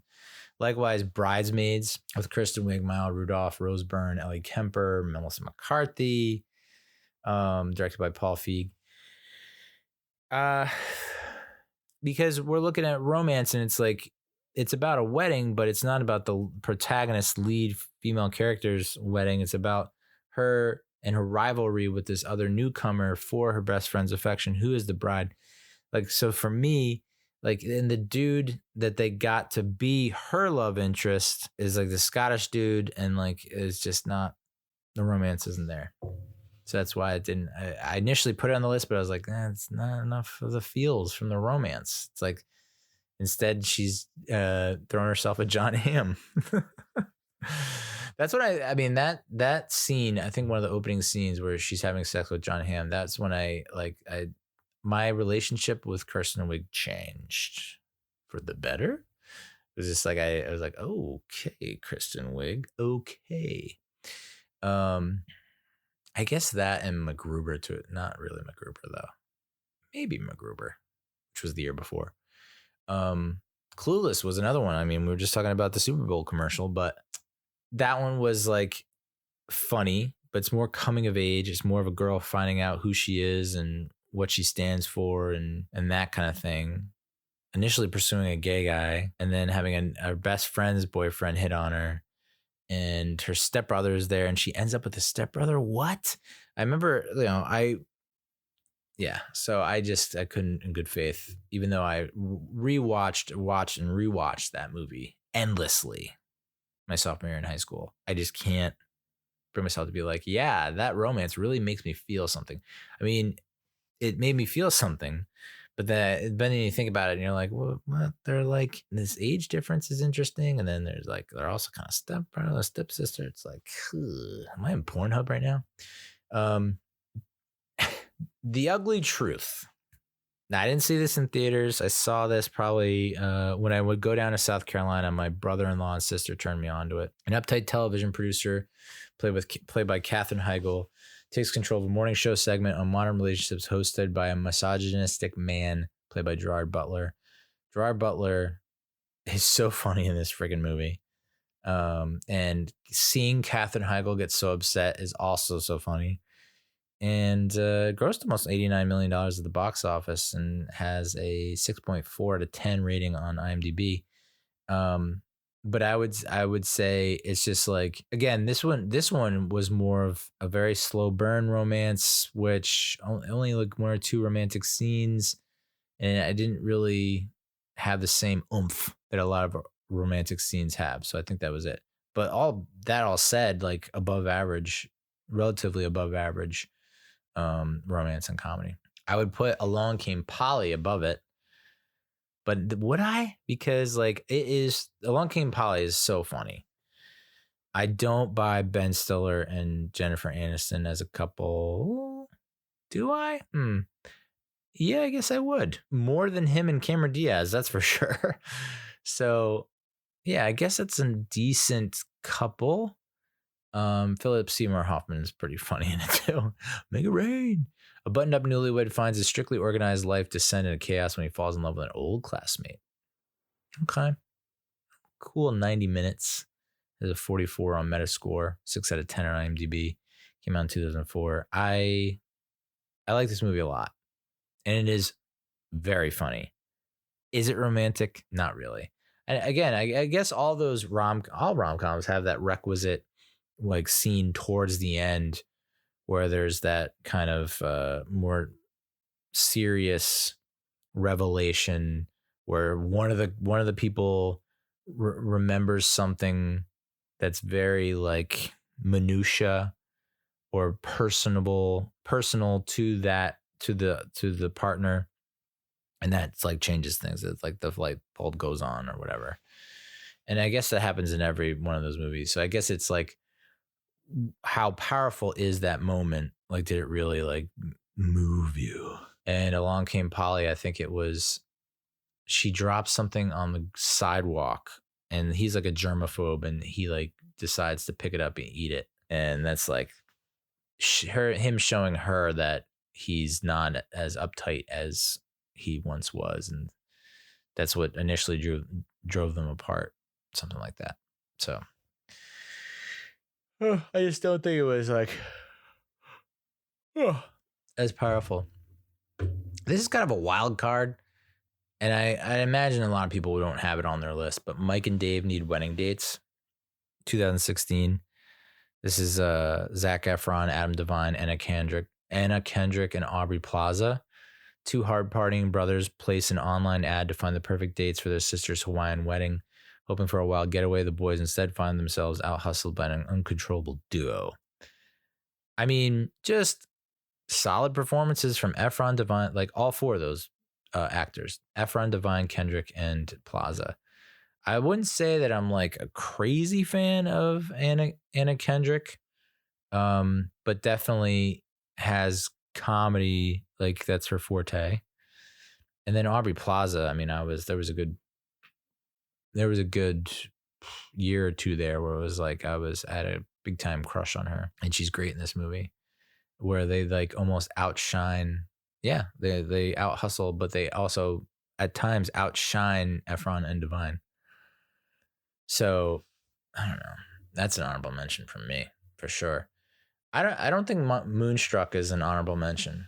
And this is where it's like I don't think there's enough comedy. I don't find it funny. I mean, it's been a while since I've seen it, but I didn't find it funny. It was more nerve-wracking, I think, if I recall correctly.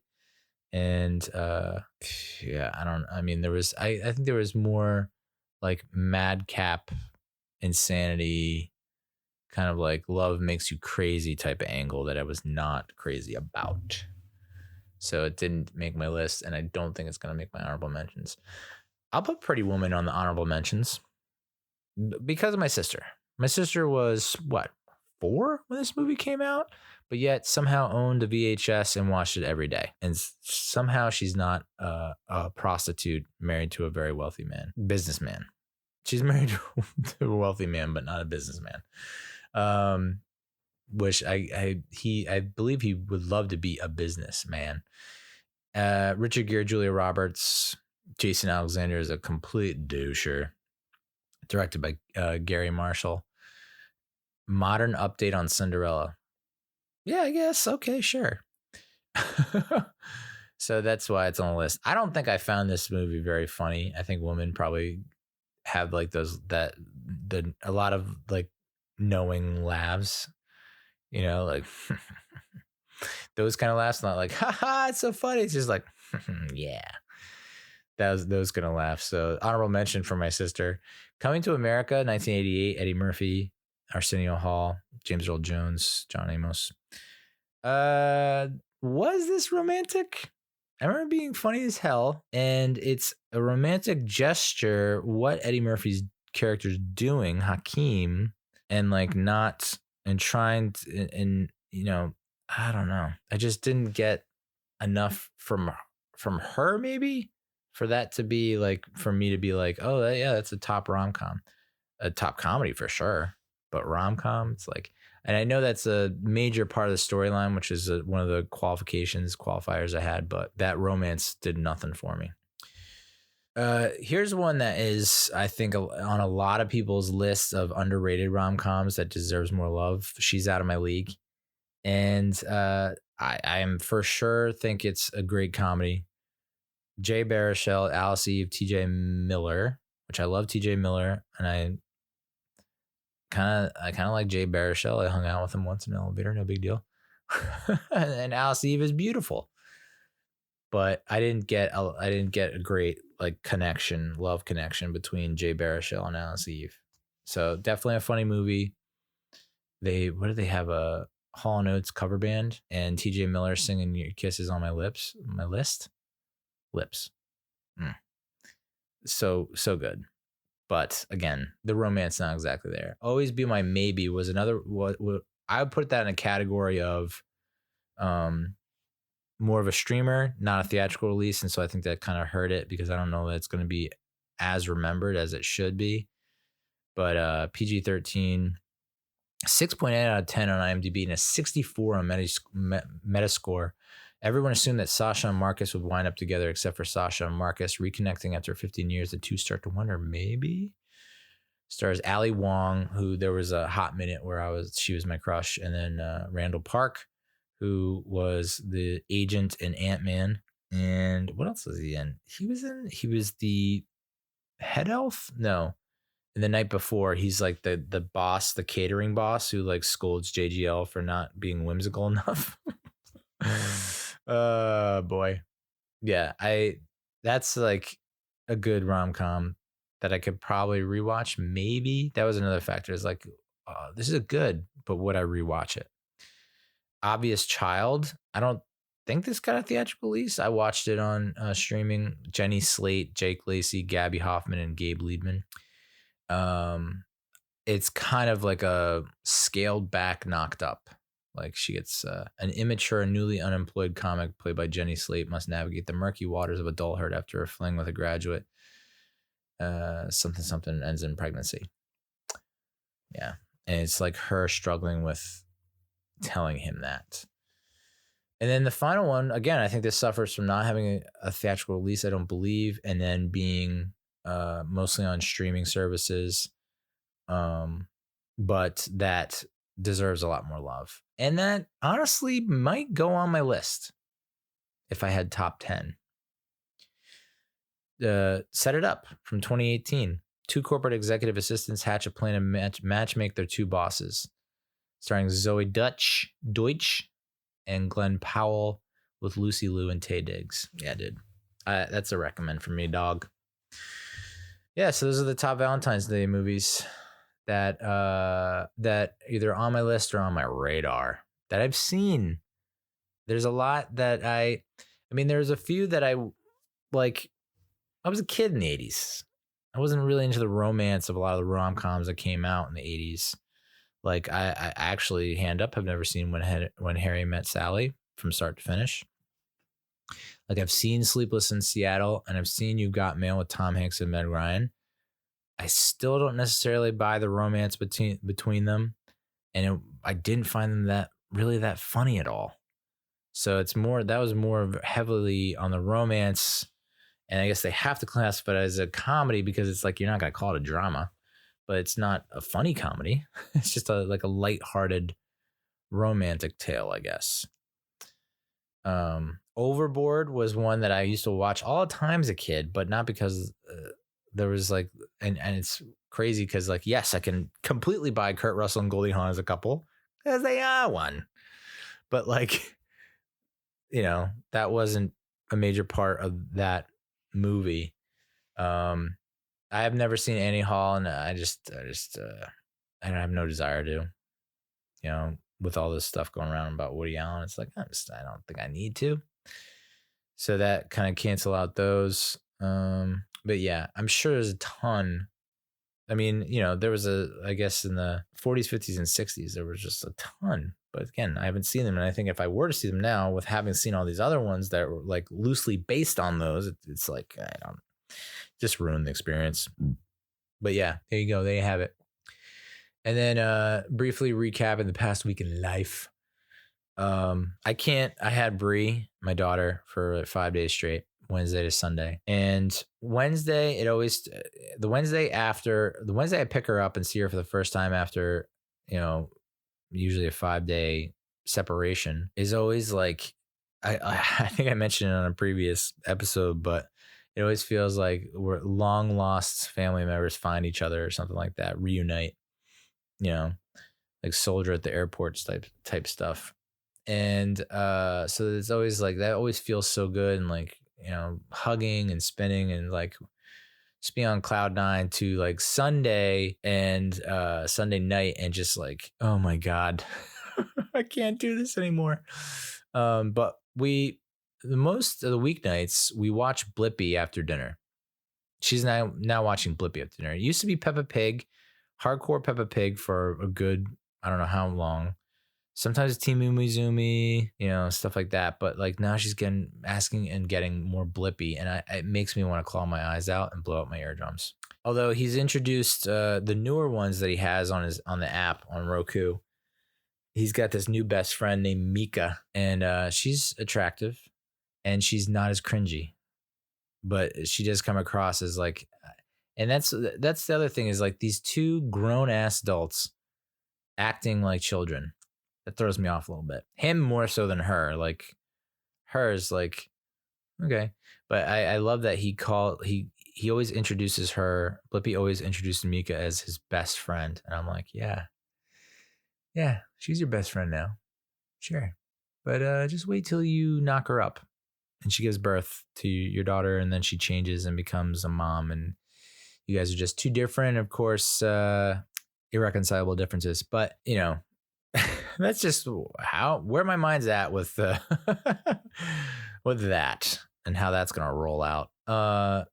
2 minutes into it, like Mika's been on the screen for 2 minutes total, and Brielle just head over heels for her, loves her. So I can understand why they made the move, because it's like there's almost so much Blippi, and it honestly it feels like it's a little bit better. I'll say that. I'll acquiesce and say it's a little bit better. She's also been saying a lot, I want to be mommy when I grow up. And my response, the first time I heard it was just like, but then I was like, I think I eventually responded with, well, that's a good person to model yourself after. I think that's, I think that's fair enough, right? Yeah, I'm not gonna like heap a ton of praise on that. I'm not going to like sugarcoat it and really fluff it up and all that stuff. But I will say you could pick a worse person to model yourself after. Maybe just not like lie so much and fake things. Maybe just be a little bit realer and honest and transparent. Yeah, that'd be cool. But I'm fostering love and respect, and that's not defamation, right? I can't get sued. That's not defamation. I'm just saying, in general, don't lie, be honest, and be real with people, not fake. Not saying that's her mom. Did I say that? Is it a direct? I didn't say that. But it's also like, oh, so yeah, you don't want to, I also think about the alternative is like, well, she's supposed to want to be like daddy when she grows up. Like, oh, you don't want to be daddy? What? You don't want to be a fat, bald, sad dad? You can barely afford rent on a 2-bedroom apartment in a fairly downtrodden complex. Weird. Think you're making the wrong choice. She's also become a picky eater, and it's driving me batshit insane. That was mostly what drove my my fury this weekend. Not fury, but just irritation, annoyance, frustration. And it turns out it might actually be a physical ailment that is preventing it from her eating things that I make for her. But she'll ask for something, I'll make it and just take a bite and then won't eat it. I don't want this. It's like, She did it with the eggs. I made eggs. That was like the best eggs I've made all time. And she just took a bite and she just couldn't finish it. And she said, no, I don't want this anymore. I'm like, all right. What do you want? Banana. Okay. Cut up a banana, give it to her. She doesn't eat it. All right. Cheese sandwich. So I make the cheese sandwich. And I understand these are not really that. Like the eggs were probably the hardest thing I had to do. And so I understand it's just like, I hate wasting food, my dude. And so it was a cheese sandwich. It was then maybe it was mac and cheese, like asking for things. And I was like, are you sure? Are you positive? Like, there's nothing else to eat if you don't eat this, which is a lie, of course. So maybe, she doesn't have to grow up to be like me. Oh, whatever. I mean, that's how thin-skinned I am. How ill-equipped I am to deal with people, like emotionally dumb, emotionally stupid. Like, I'm getting mentally owned by a 4-year-old. The fact that she's able to do this simplest of things, and I just cannot, I can't be the calm parent that I should be in those situations. So yeah, I'm just getting friggin' owned by my 4-year-old. Add that to the resume. It's just like, cannot handle 4-year-old's mind games. Like, my mom keeps telling me, oh, well, that's, I'll give her an example of something. She'll be like, well, she's just manipulating you. She just likes to manipulate you. And I'm just like, she's 4. How does she, what's going on here? Like, that's some next level shit.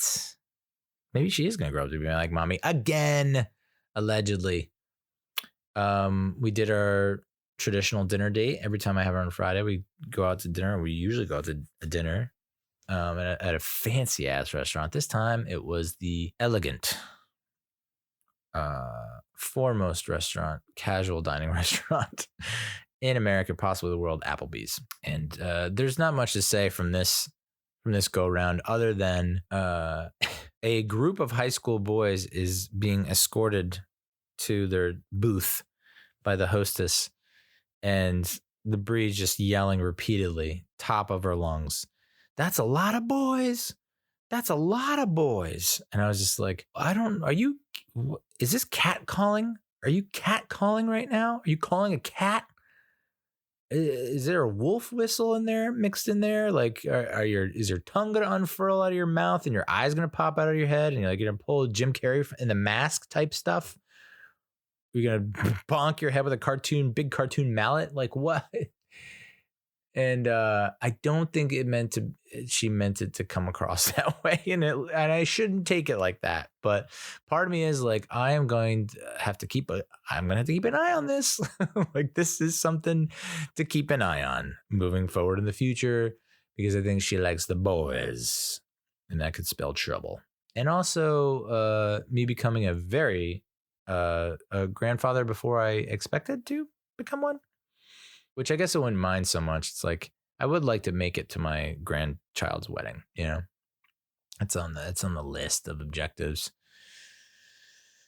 So, yeah, that's a lot of boys. And it was just these teenage high school boys, or maybe they're in college or something like that. But like, not looking forward to or expecting or appreciating a 4-year-old being so forward about just stating the obvious. It's just a facts, #facts from my 4-year-old.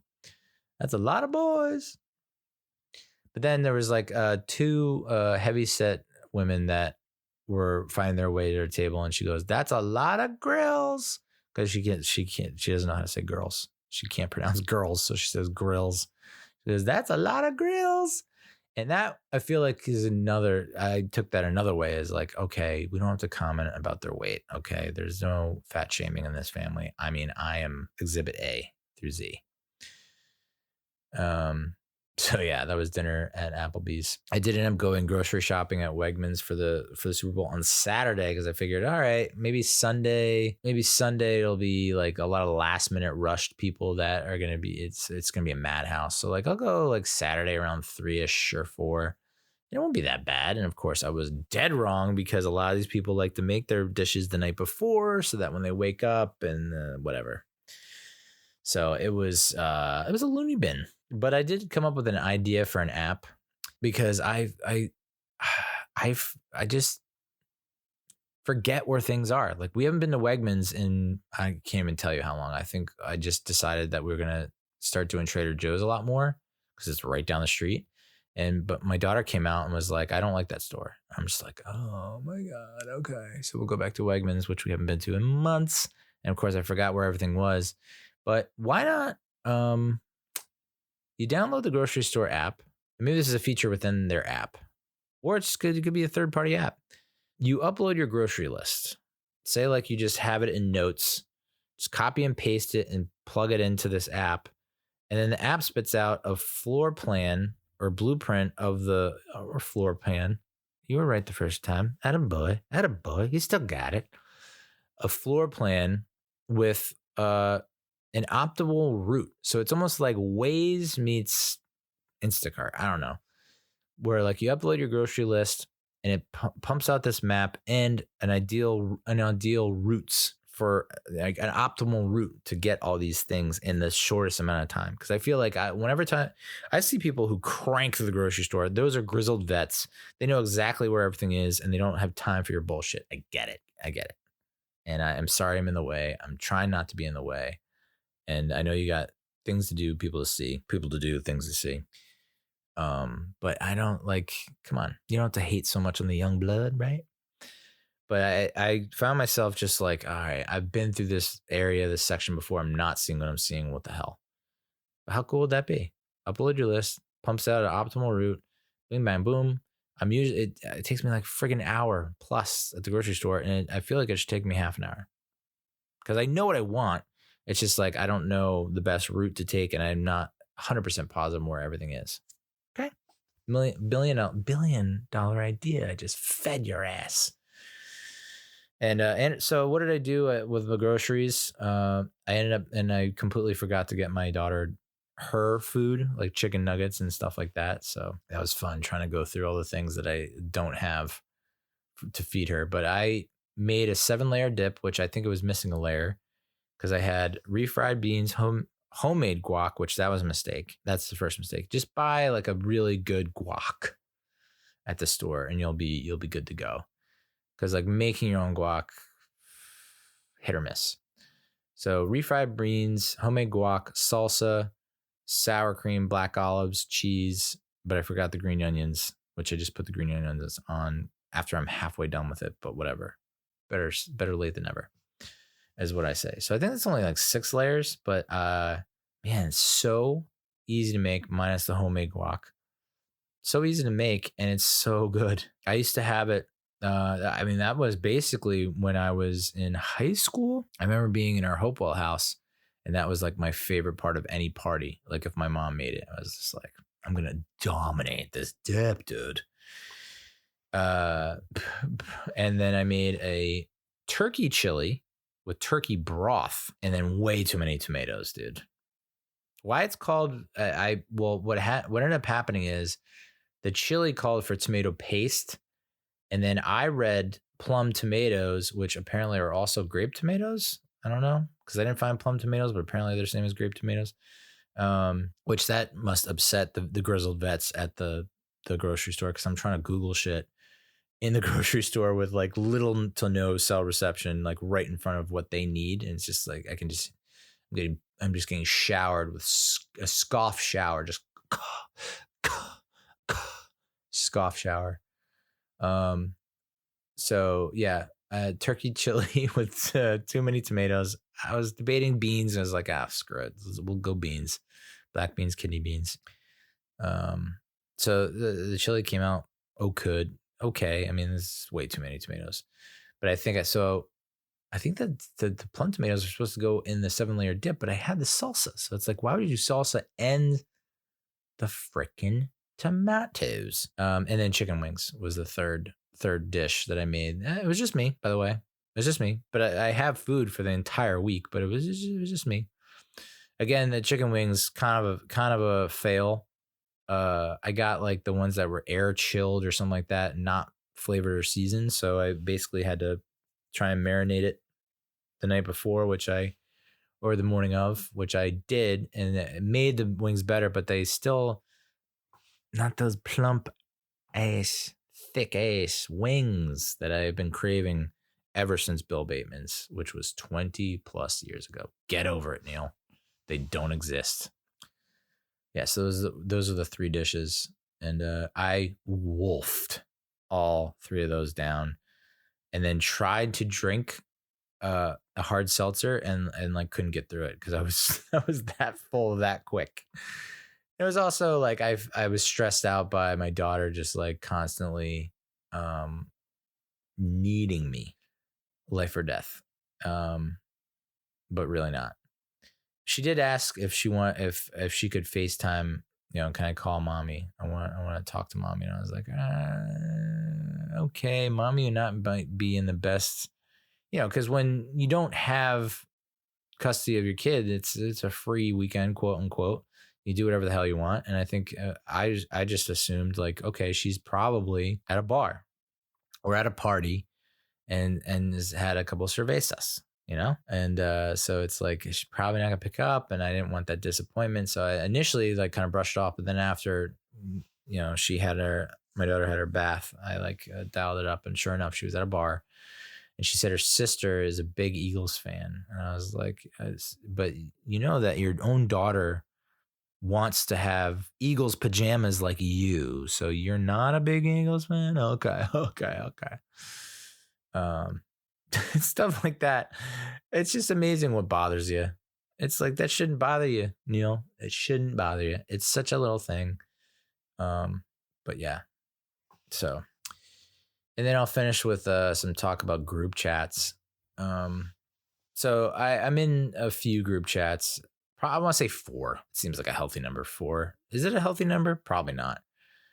So one group chat is with high school friends, and it's just constant. And I guess this is the case with most all dude group chats. It's just constant like teasing / bullying ? Um, a lot of ball busting, essentially. That's a lot of ball busting, and I have been subjected to a lot of shit talk from the Eagles fans on this high school group chat. And there's really no response up until the Eagles losing the Super Bowl. And then I was just like, okay, time to unload the barrel, so to speak. Time to really go all in on this, because when am I ever going to have an opportunity like this again?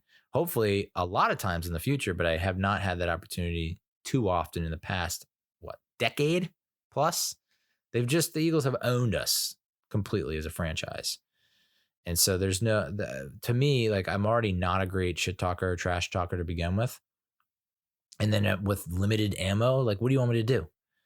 Like, I guess there are master trash talkers who are able to come up with interesting angles that I would never have thought of. That it's just like, but that's like, it's almost like not just their hobby, it's their occupation. Like, that's how they make a living. Like, they just have a knack for it, and because they've done research, and they just like, it's not my bag really.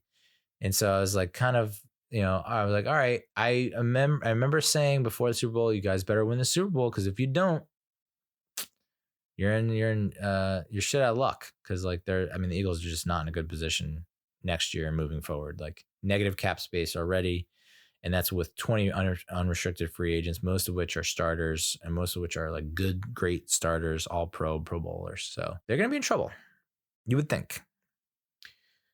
So I was like, I'm gonna take this opportunity. I typically avoid talking shit because it's like I'm so bad at it, and I just I basically, all it takes is one decent to good comeback, and it's like I'm basically shutted down. So I rattled the cage, I poked the bear, I messed with the bull, and I got the horns. And this individual went in on a personal level and ended up apologizing. But I was like, well, that's kind of like, you shouldn't apologize, because it's on me. It's my fault for, like, I was trying to provoke you and trying to, like, I not provoke you, but at least get the better of you, get the best of you, like, because when have we had that opportunity as Giants fans to do that to Eagles fans? Not often. So yeah, I got there was, people were calling it low blows or whatnot, and I was just like, no. Like, he says he got emotional, he got angry, and like I was doing it to get a rise out of you 100%, because you guys have been talking and talking and talking for so long, the entirety of the 22 season, like doing the Eagles chant in the friggin' group chat and just saying how great you are and how much the Giants suck. And it's just like, I took a shot, and I don't take many, and I don't see myself taking many more. It just does not work out for me. And it makes everything awkward, especially in a group chat setting. The other two chats that I'm in are with college friends. One is with a fantasy football league that I'm not in their fraternity. And so I always have that in the back of my head, is like, I feel like they want me out of this fantasy league, but they keep me in because I keep losing and paying. And then they take my money like in poker. So like they're just going to keep taking my money. And as long as I'm not that bad and they can stomach me and tolerate me, then like they're going to keep me around. But I think they really want me out of the league. So that's what's going on in my head the entire time I'm dealing with them. And so I've kind of like really tempered how I interact in that one. But I was called a sour asshole because I disagreed with them about the James Bradbury hold on that final Chiefs drive, which ended up extending the drive, but also sucking the clock and essentially ending the game. I was called a sour asshole in that group chat. So that one, just because they were like, that's the worst call in the history of the NFL. And, because it's the Super Bowl, because it decided this and and I just responded with a great call. And I did get a laugh out of it. So I get the ha reaction. Yeah, I got it. Which it could be a scoff. I could be showered with scoffs again. Yikes. And then the other college group chat I'm in is my fraternity. It's a whole lot friendlier, but we do make a ton of obscure jokes and references that not as active, but it's just good to see that everyone is still. It's nice to have a group chat where not everyone's tearing each other down or tearing each other up. It's just like good to have one of those group chats. It's like, all right, I can just make stupid jokes in this one and people won't shit all over me. With all that said and all that tearing down, the ball busting and I guess the venomous toxic aspects of all dude group chats, most of them anyway, I think I would still prefer that over like what I hear about all women group chats. The all women group chats just feel like such a mental, not saying that the all dudes group chat is more of a mental battleground in that there's more obvious fighting and obvious fighting. I feel like the all women group chat, it's like you have no idea what's going on outside of that group chat, like all the side chats and interpretations that are going on and like the subtle references and stuff like that. Like at least it feels a little more out in the open but you're also overgeneralizing, so whatever. All right. That's the episode. What up? A nice quick sprint. You know what I'm saying? Just a quick in and out. Boop. Thank you so much for listening and for watching. That's all I got. And we'll talk next week. Adios, muchachos.